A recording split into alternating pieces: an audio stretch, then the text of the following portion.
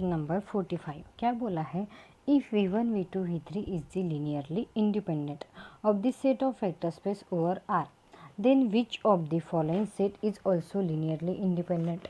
अब देखो यहाँ पे आपको क्या बोले, लीनियरली इंडिपेंडेंट की कंडीशन पूछिए, तो आप सीधे यहाँ पे क्या जाओगे, बाय ऑप्शन से जाओगे। अब फर्स्ट ऑप्शन मतलब इसका मैट्रिक्स बनाना पड़ेगा आपको। इसका मैट्रिक्स बनाने के लिए सिंपली क्या आएगा यहाँ पे, that is the for option ए के लिए क्या आएगा, पहला मैट्रिक्स मैंने बनाया, आप भी बनाओ, 1 2 5 1 1 4 एंड -1 3 0। अब मुझे बताओ, ये तो आपका मैट्रिक्स बन गया। अब इसके ऊपर आपको क्या करना है, आपको यहाँ पे सिंपली इसको रिड्यूस करना है, मतलब मैट्रिक्स को रिड्यूस करना है। तो मैट्रिक्स को रिड्यूस करने के लिए क्या करोगे आप, उस पर transformation R2 interchanges with R2 minus R1 and second है कि R3 interchanges with R3 plus R1। तो ये जो दो ट्रांसफॉर्मेशन आपने की, यहाँ पे रो इंटरचेंजेस की, तो यहाँ पे क्या होगा, 1 2 5 0 -1 एंड 0 5 5, ऐसा आपका एक मैट्रिक्स बनेगा। अब उसी के हिसाब से क्या होगा देखो, और फिर से R3 को रिड्यूस करना है, तो क्या करोगे, R3 interchanges with 5 R2 plus R3, ये भी हो गया। अब ये करने के लिए आपको मैट्रिक्स, नया मैट्रिक्स मिलेगा, फिर 1 2 5 0 -1 एंड 0 0 0। बस अब यहाँ पे आपको सीधा समझ में आ रहा है ये क्या है, लीनियरली डिपेंडेंट है। अब आपको यहाँ पे क्या पूछा था, लीनियरली इंडिपेंडेंट पूछा था। फिर क्या आएगा यहाँ पे, आप लोग सेकंड ऑप्शन के लिए देखेंगे, फॉर ऑप्शन भी फिर से क्या बनाया, एक मैट्रिक्स बनाया, क्या आया आपका मैट्रिक्स, फिर 1 0 -1 1 1 0 एंड 0 -1 1। अब इसको फिर से रिड्यूस करना पड़ेगा। फिर से रिड्यूस करने के लिए क्या किया, फिर R2 को इंटरचेंज किया, R2 प्लस R1 किया इंटरचेंज, तो यहाँ पे क्या बनेगा, फिर 1 0 -1 0 1 -1 एंड 0 -1 1, ये बन गया। अब इस मैट्रिक्स को और रिड्यूस करना होगा, तो R3 को इंटरचेंज किया, R3 प्लस R2। अब R3 प्लस R2 करने के लिए फिर क्या हुआ, देयरफॉर 1 0 -1 0 1 -1 एंड 0 0 0। बस देयरफॉर रैंक क्या होगी, फिर यहाँ पे रैंक इज इक्वल टू 2 हो जाएगी। इसकी रैंक तो आपको पता है। अब 2 ये क्या है, लेस देन 3 है, तो फिर से यहाँ पे क्या होगा, लीनियरली डिपेंडेंट हो जाएगा। अब देखेंगे ऑप्शन सी, यहाँ पे आपको सीधे ऑप्शन से जाना पड़ेगा। अब ऑप्शन सी के लिए फिर से मैट्रिक्स बनाना पड़ेगा, ये मैंने यहाँ पे मैट्रिक्स बनाया है। तो अब देखो यहाँ पे क्या है, 1 -1 1 1 1 1 -1 1 -1 1 1 1। अब यहाँ पे ट्रांसफॉर्मेशन क्या आएगी, फिर R2 interchanges with R2 minus R1, R3 interchanges with R3 plus R1। बस अब उसी के हिसाब से क्या होगा, फिर 1 -1 1 1 0 2 -2 0 एंड 0 0 2 2, ये क्या हो गया, फिर आपका लीनियरली डिपेंडेंट हो गया। Therefore rank of coefficient matrix का रैंक क्या है, फिर देयरफॉर 3 क्या होता है, 3 इज लेस देन 4 होता है। तो अब ये भी क्या हो गया, देयरफॉर गिवन मैट्रिक्स ये क्या हो गया, लीनियरली डिपेंडेंट हो गया, मतलब आपका ऑप्शन सी भी रॉन्ग हो गया। अब देखेंगे ऑप्शन 4 की तरफ। अब ऑप्शन 4 की तरफ देखो क्या है, इसका फिर से मैट्रिक्स बनाया मैंने, 1 0 3 1 1 0 एंड 2 0 1। अब उसको क्या करना पड़ेगा, आपको रिड्यूस करना पड़ेगा। रिड्यूस करने के लिए R2 को क्या किया, इंटरचेंज किया, R2 माइनस R1। अब R2 माइनस R1 करने के बाद आपको क्या मिला, नया मैट्रिक्स मिल गया। अब इस मैट्रिक्स को फिर से क्या करना पड़ेगा आपको, R3 interchanges with R3 minus 2 R1, बस।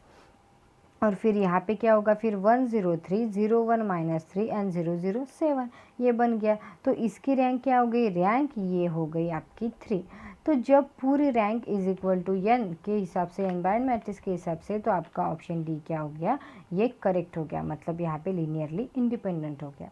अब देखेंगे उसके बाद का मतलब 46 नंबर का क्वेश्चन क्या है, आपको consider the vector space V over R और polynomial function of degree less than और equal to 3 define on R and let T is a mapping from V to V defined by TF of X is equal to क्या है, फिर that is the F of X minus X dash into X minus X into F dash of X। Then rank of T, आपको क्या पूछी, rank पूछी है। तो मुझे बताओ ये क्या है, आपको लीनियर ट्रांसफॉर्मेशन है, आपको गिवन क्या है T F of X equal to F of X minus x into F dash of X. अब मुझे बताओ आपका सिंपली बेसिस क्या होता है, वहाँ पे होता है कि that is T of one X X square X cube. तो वन के लिए क्या होगा फिर यहाँ पे one minus x into zero is equal to one, means क्या होगा one plus zero X square plus zero X cube हो जाएगा। फिर T of X equal to क्या होगा एक्स माइनस एक्स, यहाँ पे क्या होगा ज़ीरो, फिर से फिर zero into one plus zero into x plus zero into x square plus zero into x cube हो गया। अब देखो ट्रांसफॉर्मेशन ऑफ एक्स स्क्वेयर, ये तो आपको अच्छी तरह से निकालते आते होंगे, इसलिए मैं ज़्यादा कुछ बताऊंगी नहीं इसमें। अब ज़ीरो इंटू एक्स मेरे साथ साथ करते जाओ, minus one into x square और plus zero into x cube हो गया। फिर क्या आएगा, फिर से ट्रांसफॉर्मेशन ऑफ एक्स क्यूब के लिए क्या आएगा, फिर x cube minus x into three x square होगा, that is the x cube minus three x cube हो जाएगा। तो यहाँ पे क्या आएगा फिर therefore minus two into x cube, और डायरेक्टली क्या हो जाएगा इज इक्वल टू, देखो फिर minus two into x cube हो गया, तो zero into one plus zero into x plus zero into x square minus two into x cube. अब यहाँ पे क्या बनाओगे, आप एक मैट्रिक्स बनाओगे, that is a T is equal to one zero zero zero, पूरा ज़ीरो ज़ीरो ज़ीरो ज़ीरो हो जाएगा, और यहाँ पे zero zero minus one zero, और फिर से क्या होगा zero zero zero minus two. अब मुझे बताओ यहाँ पे आपको एक ध्यान में आया होगा कि इसकी रैंक क्या हो गई, देखो ये तो पूरा सेकंड रो आपकी ज़ीरो हो गई, therefore rank of T is equal to three, hence option C is the correct option, आपकी रैंक क्या हो गई थ्री हो गई। बस अब देखेंगे 47 नंबर का क्वेश्चन, क्या बोला है, let U V and W be the finite dimensional real vector space and T is mapping from U to V, S is a mapping from V to W and P is a mapping from W to U. Be a linear transformation, and if the range of S into T is equal to null space of P and null space of S into T is equal to range of P and rank of T is equal to rank of S, then which one of the following is correct? अब आपको यहाँ पे इतने सारे option दिए, क्या option दिया है, nullity of T is equal to nullity of S, dimension of U is not equal to dimension of W. तो क्या करेंगे यहाँ पे, सबसे पहले देखो आपको क्या गिवन दिया है, ये आपको गिवन है T mapping, S mapping and W mapping, ये क्या लीनियर ट्रांसफॉर्मेशन है। अब एस इंटू टी क्या है, एस इंटू टी इज क्या करेंगे, ये simply S into T is equal to U tense to W करेंगे, is also the linear transformation होगा। फिर अब देखो range of S into T is equal to null space of P, इसको क्या करेंगे इक्वेशन नंबर वन देंगे, null space of S into T is equal to range of P, इसको क्या करेंगे सेकंड इक्वेशन देंगे, और यहाँ पे rank of T is equal to rank of S, इसको थर्ड इक्वेशन नंबर देंगे। अब देखो फॉर ऑफ मतलब rank of T is equal to rank of S. अब यहाँ पे क्या है, देखो डी ऑप्शन एक आपको दिया है कि that is if the dimension of A equal to four, dimension of U equal to zero.